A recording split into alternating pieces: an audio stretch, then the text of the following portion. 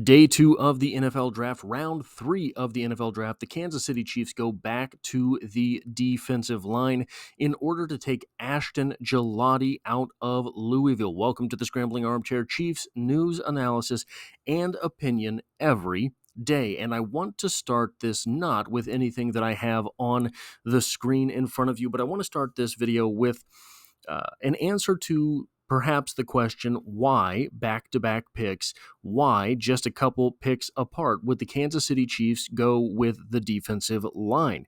Well, in 2022, the defense kind of emerged as a good side of the ball for the Kansas City Chiefs, whereas before that, occasionally, the Chiefs' defense had been something of a sore spot for the organization. In 2022, the Chiefs' defense produced 55 sacks for a loss of 388 yards.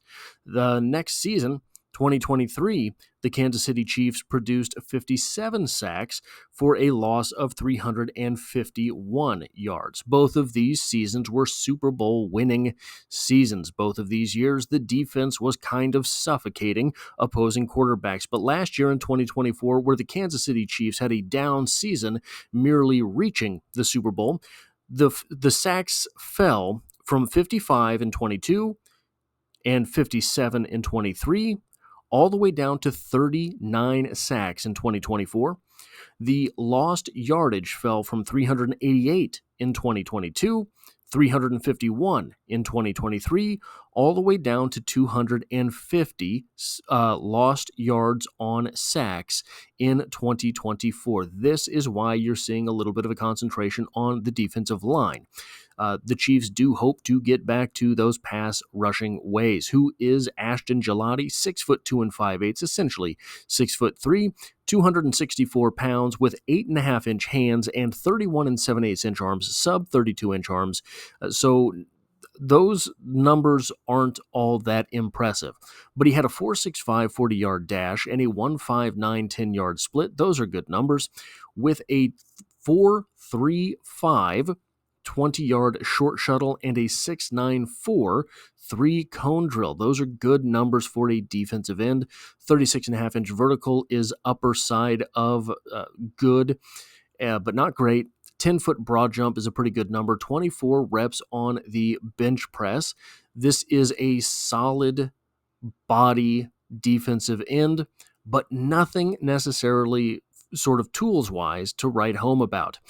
In 2021, his freshman year in college, he had 19 tackles, but 8 tackles for loss and 4 sacks. He followed that up with a sophomore campaign in 2022 where he had 24 tackles, 8 tackles for loss again, but 7 sacks.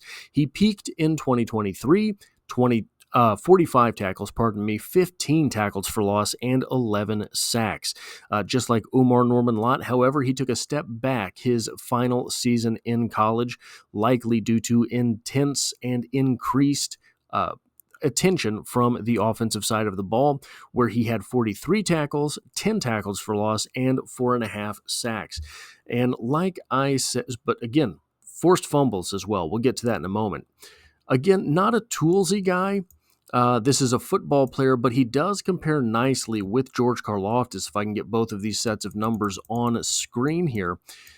George Karlaftis, 6'3 3/4", so he's closer to 6'4" versus the 6'3" for Gillotte, 266 pounds, the same basically as 264 from Gillotte, but Karlaftis has longer arms with a 1-inch reach advantage, bigger hands with a 2-inch hand advantage.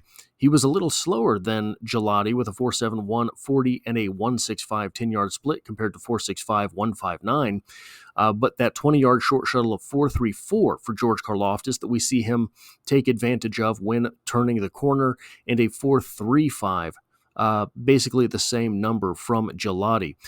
The 38-inch vertical that's the real good number from Karlaftis, an inch and a half better than Gillotte, but the 10-foot 1-inch broad jump is basically the same as a 10-foot broad jump from Gillotte. 21 reps from Karlaftis on the bench press, has had no problem with power in the NFL, and 24 reps there from Gillotte. So athletically, good numbers from Gillotte. Tools-wise, not great numbers from Gillotte. He does have short arms, but when you look at him on tape, it does not look like it. You could have fooled me because he gets those things out there and he is disruptive with them. He can make arm tackles, and he is good at keeping himself a little bit more disengaged. If he can do that better at the NFL level, he's going to have more success because he is not, he's powerful and he's fast enough, but he's, again, not the toolsiest guy, so he's going to have to find some way to keep offensive linemen off of him. He's very good at locating the ball, and he's very good at getting his hands on the ball. He's going to, so that you force a couple fumbles in the NFL and everybody knows that you are active with your hands, it's going to take the running backs' attention a little bit off of where they're supposed to be going, making sure that they have the ball secured. I think that he will force fumbles in the NFL. I think that if he is that number 4 point there, he's good at keeping his hands in front of him. He's got very active hands, but he doesn't have the most precise hands. I don't know if he necessarily has. So one of the things that if he can get coached into better technique with his hands, it will work out nicely for him. What do I mean by that? You see offensive linemen. One of the things they're taught, well, defensive linemen too, really. When somebody gets their hands out, you club it down, and it changes the momentum of their body. Gillotte is the type of player who is strong enough to change a player's momentum by clubbing his arm. And though Gillotte is active with his hands, he does extend his arms nicely. I don't think he necessarily has the best techniques or tricks, tools of the trade as far as what he's doing with his hands. So if he can get that game going a little bit, that will take his pass rush for sure to a new level. He does have a good first step, but he is often required to rely on his strength, which kind of suggests that he's not doing the best job of converting his first step, and his 40-yard dash time's not bad. He's not converting that into playing speed. He's good at playing in bursts, which if he can maintain speed on the field, it will make him a more dangerous pass rusher as well. He's going to have to find a way to disengage from offensive linemen because you've got absolute freaks in the NFL, and once they get their hands on him, if he's got those shorter arms, it's going to be difficult for him to disengage. Reportedly, he has a 390-pound power clean. You can see that on tape. He is an explosive player. Those are lifts that do translate very well to the football field. It seems as if, so I don't know if he's a workout warrior. I don't have the access to that type of in the weeds information, but it seems like he is. And it seems you're looking at a guy who has a good 3-cone drill, a good 20-yard short shuttle, good football lifts like the power clean. It looks like he tailors his training to things that will translate to the field. This is a good sign, because if he does have that type of work ethic, getting into the NFL and studying the playbook, getting all that part down, it does look like he's the type of guy who can get better on the field as his career goes on. Coachability is going to be big with him because of those short arms, but he does have the high motor, very high motor player. So I have no doubt in my mind that he's going to take to coaching and be able to get better during the course of his career, and that's going to be important with one of the points that we have later. So one other thing, that he's got good awareness. One of the ways that you see this is that a defensive lineman has an advantage over the offensive lineman because the offensive lineman is not looking at his quarterback. The offensive lineman's quarterback is behind him, so he doesn't really know where the quarterback is. Gillotte is good at taking advantage of this by setting up an offensive lineman, running to the level of the quarterback and not around, running to the level of the quarterback and making a cut towards him.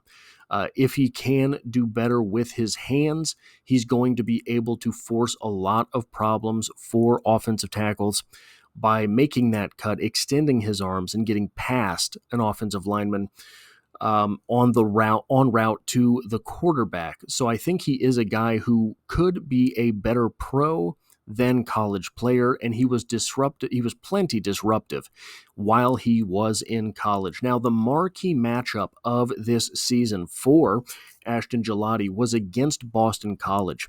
Offensive lineman Ozzie Trapillo, who ended up going to the Bears at 56th overall. That was a big matchup for Gillotte in this season, and he did not have a great game. Now, Gillotte is going to be expected to start probably and start early in his career. So you're looking at an NFL offensive lineman. You're looking at a guy who might start as a rookie for the Bears at right tackle. So you would have liked to have seen him have a better outing against Ozzie, but he did hold his ground for the most part. This was a game where it looked to me like he struggled in the run-stopping department. He got down blocked very effectively, got pancaked a couple times, and that happens in the NFL, but it's not a great sign, right? I would have liked to see his pass rushing translate better against Boston College, but the strength translated against Boston College. All of the good blocks that Trapillo got on Gillotte were not necessarily heads up. It was in pursuit. Gillotte was chasing a running back down the line, and Trapillo was able to get under his pads and turn him over. So it was a bad day versus the run in that game, but Boston College also had a sneaky athletic quarterback. So I think that has to be taken into consideration as well.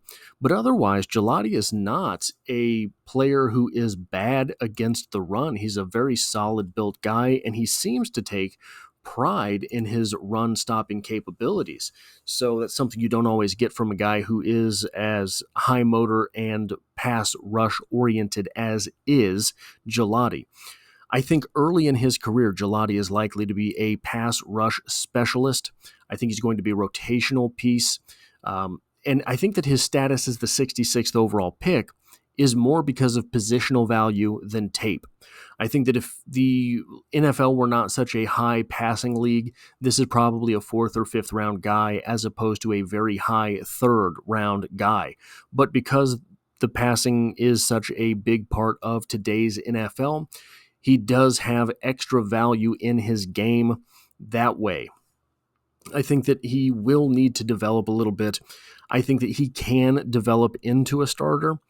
I think you're looking at a Mike Danna type player here, and that's not bad value. Remember, Mike Danna was a 5th round pick, right? So Mike Danna was kind of a steal. I don't think Gillotte is a steal. I think that he is maybe drafted a little bit high based on positional value, but as long as he is able to come into the NFL and actually make some adjustments to his game, he's going to be a very good player for the Kansas City Chiefs. I don't think he starts this year. I don't think you're looking at someone who is going to push Charles Omenihu.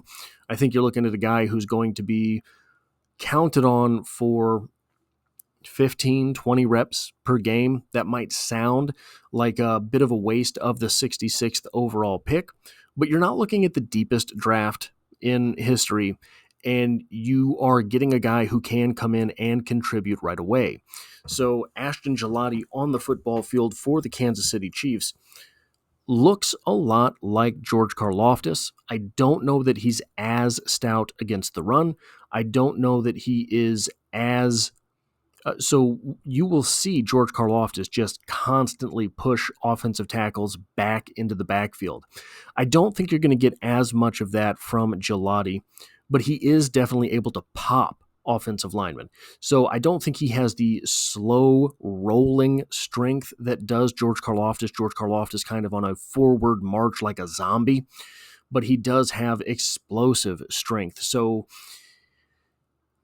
probably provides a little bit of inside versatility. And when you watch him go against offensive guards, he seems like an athletic mismatch.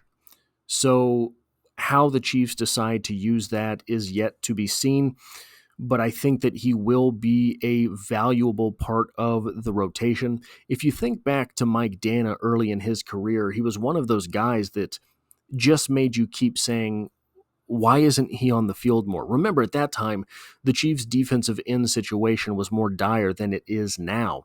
So if Gillotte can take to a role as a pass rush specialist, as an occasional player, a guy that's not counted on to be out there all the time, and really hone and refine his skills, then again, you want to come out of a draft with 3 starters.